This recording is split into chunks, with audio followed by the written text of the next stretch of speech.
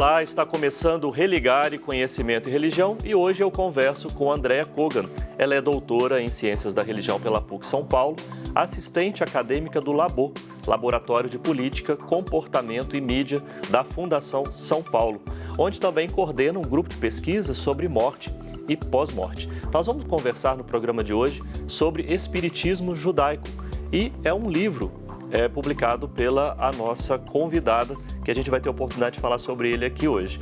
Andréa, bem-vinda ao Religare Conhecimento e Religião. Muito obrigada, Flávio. Estava esperando este momento que eu vim aqui no seu programa. Muito obrigada mesmo. A gente fica muito feliz de receber você aqui. Procure pelo Religare Conhecimento e Religião no YouTube e nos desenvolvedores de podcast, como, por exemplo, o Spotify. Inscreva-se em nossos canais, acompanhe, curta e compartilhe as nossas entrevistas. Andréa, é verdade, a gente está para ter essa conversa há muito tempo, né? Veio pandemia nesse intervalo e a gente acabou adiando por muito tempo a nossa conversa. Me conta como é que você se aproximou desse tema do espiritismo judaico, o que te chamou a atenção para esse tema? Olha, Flávio, é um tema que eu amo desde adolescente, no meio judaico, tá? Eu nasci e cresci num meio judaico secular aqui em São Paulo, então a minha família não é ortodoxa nem nada, mas eu sempre cresci no bairro do Bom Retiro, aqui em São Paulo, um bairro de imigrantes, com muitas religiões presentes, estudei em escolas judaicas, frequentei clubes, então eu estava muito inserida dentro da comunidade, né, secular, digamos assim, laica, mas sempre comemorando as festas, fazendo tudo, indo à sinagoga e tal. Muito bem. E desde criança, Flávio, quando a gente começa a ter noção de espiritualidade, de algumas coisas assim, eu via que muitas pessoas próximas tinham outros rituais religiosos, tinham outras espiritualidades, faziam outras coisas, e eu falava, ué, que engraçado. E isso na minha casa não era discutido como, nossa, que problema, um tabu, não, era algo normal. Então a gente ouvia falar de pessoas que iam num terreiro, quando eu tive noção do que seria um terreiro, né? Não quando criança, mas adolescente já. Eu ouvia pessoas que falavam de Chico Xavier, que iam a Uberaba. Eu ouvia pessoas falando de entidades e tal. Isso sempre foi muito curioso para mim. Muito, muito, muito, muito. Quando eu já tinha, sei lá, os meus 15, 16 anos, eu comecei a ler mais sobre espiritismo e principalmente um livro de uma família que tinha perdido um filho aos 19 anos, e essa família judia aqui em São Paulo, né? Uma família muito, vamos dizer, na época conhecida e tal. O pai era amigo do meu pai e eles tinham perdido um filho aos 19 anos e foram buscar conforto no Chico Xavier. E eles escreveram um livro, o pai escreveu o livro com as cartas psicografadas do Chico. O livro chama-se Quando se pretende falar de vida, das cartas psicografadas, 22 cartas psicografadas do Roberto, que é esse menino que tinha falecido. Muito bem. Aí a vida vai te levando para inúmeros caminhos, né, Flávio? E aí você foi parar na ciência da religião.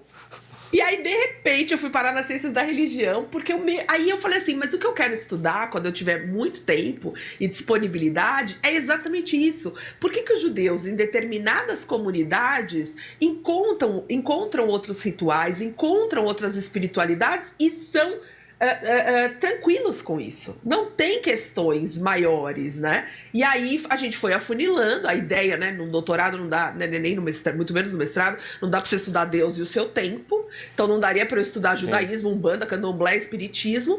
Então, embora a gente veja ligações com a umbanda e com o candomblé, eu estudei judeus que praticam o espiritismo em São Paulo especificamente. E foi isso. E estudo até hoje. Sim.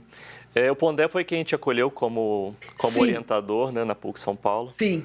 Sim.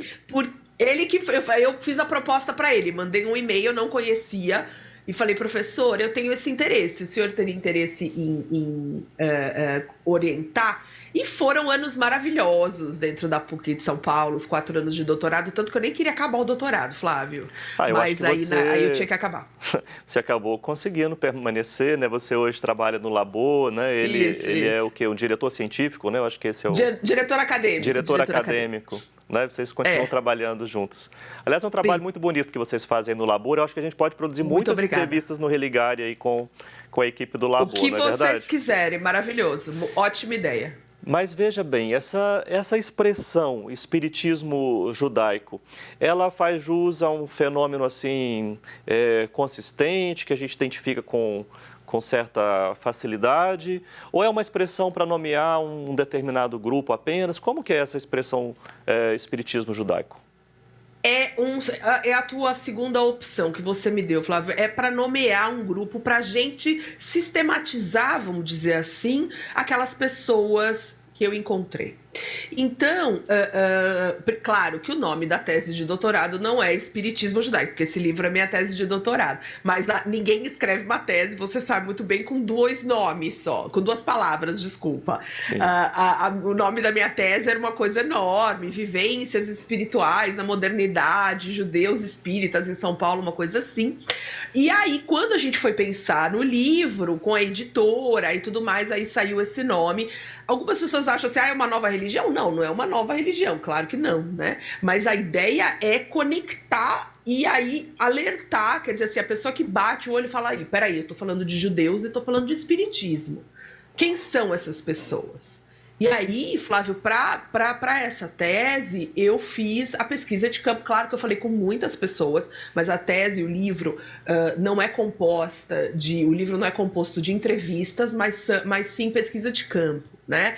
Eu frequentei durante todos os anos do doutorado, e vou dizer que um pouco antes e um pouco depois também, então muitos anos, 2 casas de famílias judias aqui em São Paulo que praticam o espiritismo. Falei com muito mais gente do que 2 famílias, é claro, né? Li muito mais coisa, mas essencialmente estudei essas 2 famílias que praticam o espiritismo há décadas e que foram base para todo esse meu raciocínio que a gente pode chamar hoje de espiritismo judaico, que é esses judeus que praticam o espiritismo em suas diferentes vertentes, né? Sim. O que é o judaísmo essencial, o que é o espiritismo essencial, a gente nunca vai chegar a conclusão nenhuma, não é mesmo?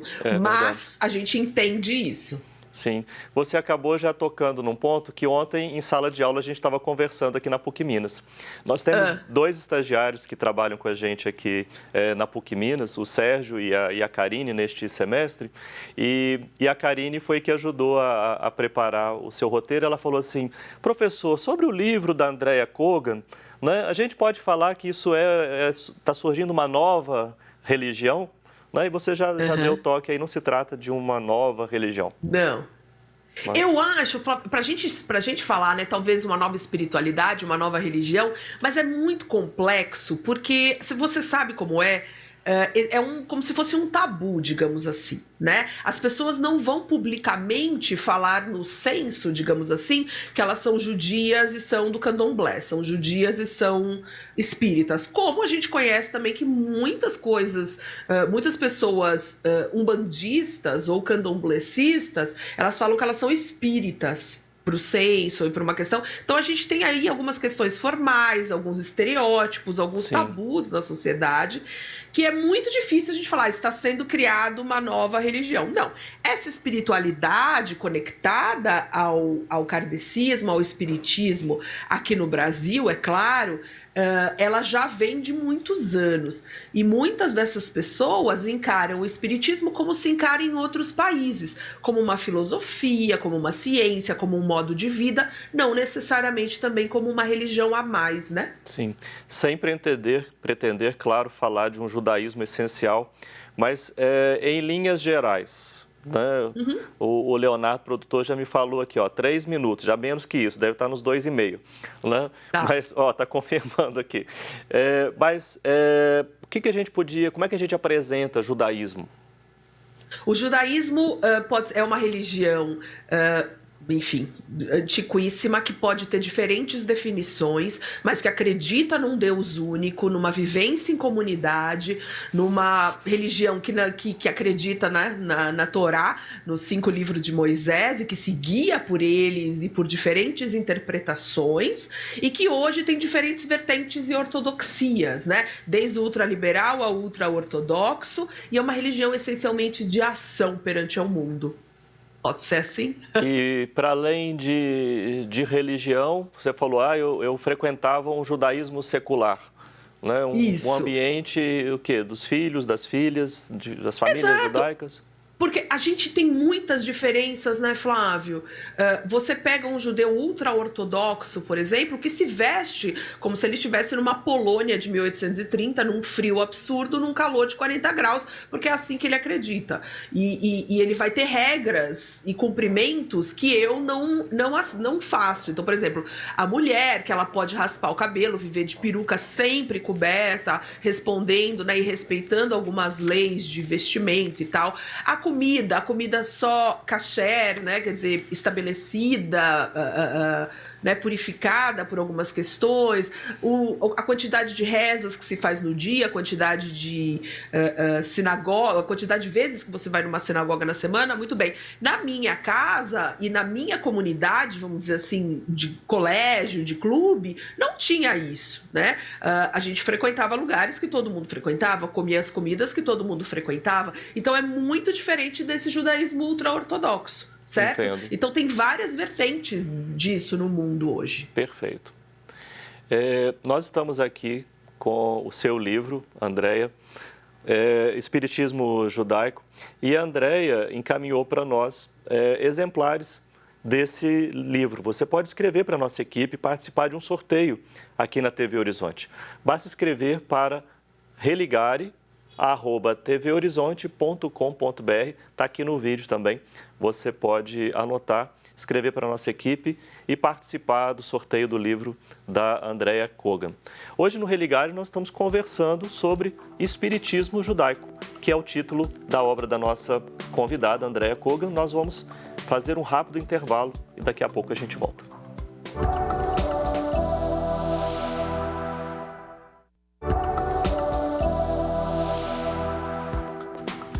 Estamos de volta com Religare, Conhecimento e Religião. Hoje eu recebo a Andréia Kogan. Ela é doutora em Ciências da Religião pela PUC São Paulo. Nós estamos conversando sobre o tema do livro da Andréia Kogan, que é Espiritismo Judaico. Você vê aqui o livro na sua tela. E nós estamos fazendo o sorteio desta obra. Você pode escrever para a nossa equipe aqui na TV Horizonte, o nosso e-mail, religare@tvhorizonte.com.br. Diga lá que você quer participar do sorteio e a equipe, a nossa produção, o Leonardo, vai fazer o sorteio e encaminhar os dados para dizer como que você pode pegar o livro aqui na TV Horizonte em Belo Horizonte. Muito bem, Andréia. Qual que é o ponto de conexão entre uma pessoa de tradição judaica que decide, né, fazer essa experiência no Espiritismo? Ou quais são os pontos de conexão entre essas tradições? Você sabe, Flávio, que eu penso muito nisso, mas eu acho que acima disso é o ponto do ser humano de busca pelo conforto. E isso a gente sabe, né, um ponto das religiões, e é uma busca do ser humano no momento da dificuldade, no momento da tragédia, no momento das contingências da vida, sabe? Então eu vejo assim, claro, muitas das famílias que eu entrevistei, que eu conversei, já tinham um histórico de realizar estudos espíritas, rituais de mesa branca e etc., dentro de casa desde o começo do século XX. Então isso já era uma coisa posta. Praticavam, né? Quer dizer, assim, o evangelho no lar. Exatamente, o evangelho no lar. Então chama-se de evangelho no lar, ou ritual de mesa branca, cada um chama de um jeito, e isso a família já tinha desde 1920, 1930, 1940, e isso continuava e continua ainda nas próximas gerações. Muito bem. Hoje, eu acredito, nos últimos anos, e principalmente, sei lá, 40, 50 anos, se a gente pode pensar assim, eu acho que há uma abertura, né? Como a gente sabe, o Brasil é um país absolutamente aberto, com uma oferta no mundo religioso muito grande, e os judeus se espalham pela cidade de São Paulo e por outros lugares, é claro, e tem contato, mais uma vez, judeus mais seculares, né? E tem contato com outras manifestações religiosas e outras espiritualidades. E aí, num momento de tristeza da vida, Flávio, seja qualquer né, o que a gente passa normalmente. Uma doença séria, um divórcio, uma perda financeira, uma morte, alguma coisa que impacta realmente. E aí essa pessoa não necessariamente tem um rabino para ir conversar. E ela quer, às vezes, não só a palavra de um rabino, mas ela quer respostas talvez mais rápidas, talvez respostas imediatas. E aí, sempre alguém, e a gente sabe como que é aqui no Brasil, fala assim, então vem comigo no meu centro espírita, vamos tomar um passe, vamos no terreiro, vamos fazer isso. E, de repente, a pessoa se encontra num centro espírita ou na casa de alguém que pratica o espiritismo e recebe uma mensagem de alguém que está do outro lado. Então, esse é um ponto, e se sente muito confortado em relação a isso, porque é isso que ela quer nesse momento. Então, eu acho que está muito além de uma religião, mas sim de trazer e falar assim, ufa, tá tudo bem, eu vou me sentir bem, eu recebi uma resposta de uma pessoa que já foi embora, que desencarnou, como se fala. Sim. Então, eu acho que é essa busca do ser humano mesmo, né? Será que a gente consegue falar sobre esse do outro lado? Bem, eu acho que sim. Então, deixa eu te colocar essa questão, né? Como é que é esse do outro lado, né, no judaísmo? Como é que é esse do outro lado no espiritismo? Há possibilidade de conexão aí, digamos, em termos de antropologia? Isso é difícil, porque no judaísmo, para usar uma palavra melhor, isso é um pepino, né? Quer dizer, isso é um problema. Isso muito é um problema. Exato, já foi. A gente fala no judaísmo Olam Haba, o mundo vindouro, tá? Que na realidade o mundo vindouro a gente não sabe exatamente o que é. A gente não tem essa permissão no judaísmo de se falar com mortos, que essa é a grande questão também que pega várias pessoas. Existem, claro, a passagem bíblica da bruxa de Endor, existem algumas coisas e tal. Existe também o próprio misticismo dentro do judaísmo, principalmente a cabala e o hassidismo, mas você não tem uma coisa tão explícita como tem no kardecismo e no espiritismo, né, Flávio? Que assim, você realiza um ritual, você chama a entidade, você faz isso, etc, etc. Mas o que a gente se depara também é que as pessoas eu estou entrevistando muitas pessoas até para um projeto futuro, as pessoas que têm algum tipo, como a gente fala aqui no Brasil, de mediunidade em relação a sentir coisas de um mundo vindouro, ou falar com pessoas que já foram embora, que já desencarnaram, que já morreram, enfim, utilizando o vocabulário que seja, dentro do judaísmo, elas não têm com quem falar. Ou o rabino vai falar, não, isso não é uma coisa que a gente conversa na nossa religião, etc, etc, né? Perdão. E aí elas vão buscar no espiritismo, porque o espiritismo isso é uma coisa muito concreta, né? E no judaísmo não, fica todo mundo, opa, o que fazer nesse momento? O que fazer nesse momento? Você citou cabala e hassidismo, você fala sobre o hassidismo aqui na obra, tem uma relação especial? Tem. Porque eu tentei fazer uma conexão, Flávio, com o movimento, essa mística espírita, eu tentei fazer uma conexão com a mística racídica, principalmente dos líderes carismáticos que têm algum tipo de espiritualidade diferenciada, mediunidade, como a gente quer falar. Então, assim, eu falei do início desse movimento racídico numa Europa do começo do século XIX, Europa do Leste, como um rabino que era como se fosse um curandeiro, como se fosse um visionário que andava de aldeia em aldeia falando coisas, né? O chamado mestre do bom nome, Baal Shem Tov, e ele era como se fosse um curandeiro, digamos assim, como se fosse um médium que chegava e rezava e tem contos sobre ele. E ele cria, ele e seus discípulos, é claro, que vão até hoje, ele como se fosse criar um misticismo dentro do judaísmo, aproximando o mundo intelectual, do mundo real e etc. E a partir desse movimento surgem pessoas que são líderes bastante carismáticos, chamados dos rebes, dos rabinos, dos sábios, tzadikim, que como se tivesse como se fosse um intermediário. Eles fossem intermediários entre nós e Deus. Né? Então eu acho que essas figuras são muito próximas de líderes carismáticos espíritas que a gente teve aqui também, né? É muito interessante fazer isso. Então quando a gente fala assim, no judaísmo talvez a gente não tenha esse tipo, a gente não fale mediunidade, porque mediunidade também hoje está muito ligada ao mundo espírita e tudo mais, né? Ficou meio que com esse vocabulário. Mas a gente tem esses históricos e chama de uma outra maneira, talvez, né? Eu acho que tem muitas proximidades. Ninguém nunca estudou isso tão a fundo. Eu tentei fazer um começo de estudo, até comparar os dois líderes religiosos, o Chico Xavier e o Rabino, que falece no final do século XX, que era líder de um dos movimentos racídicos e que tinham muitas proximidades. Flávio, é muito interessante de ver isso. Então eu acho que esse Rabino e as práticas racídicas legitimam uma prática judaica espírita, sabe? Entendo. Aqui, inclusive, é no capítulo 3º, né, que você faz essa aproximação. E por que o Chico Xavier? Qual é o destaque para o Chico Xavier? Eu acho que o Chico Xavier, primeiro assim, eu acho que o Chico Xavier, você sabe também, claro, todo mundo que tem noção do campo religioso brasileiro do século XX, foi uma figura que a gente pode, eu sempre falo, parece acima do bem e do mal, né? Então, a quantidade de judeus que eu conheci, que conheço, que foram próximos do Chico Xavier, que foram a Uberaba fazer consultas, que buscaram alento no Chico, é incontável, tá? Então eu acho que o Chico é uma pessoa respeitada, eu acho não, eu tenho certeza, né? Respeitada por todas as comunidades de todas as religiões que o conheceram.